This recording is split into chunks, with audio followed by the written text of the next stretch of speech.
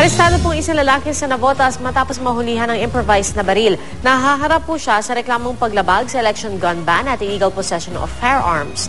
Balitang hatid ni Von Aquino.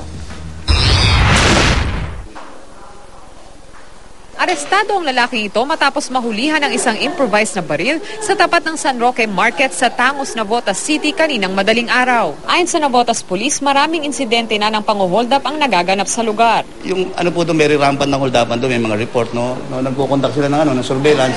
Nakita po nila ito, may dalang baril po. Gawa sa tubo na may firing pin ang baril na nakitang nakasukbit sa likod ng suspect. Nang arestuhin, nagpumiglas pa raw ang suspect na nakilalang si Randy Morales. May mga kasama rin daw siya na agad nakatakas ng nagdatingan ng mga pulis sa lugar. Pero ayon sa suspect, pangdepensa lang sa sarili ang dalang baril.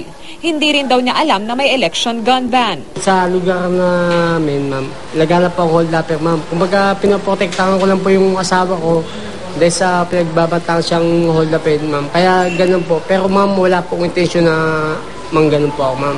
Nahaharap ang suspect sa reklamong paglabag sa election gun ban at illegal possession of firearms.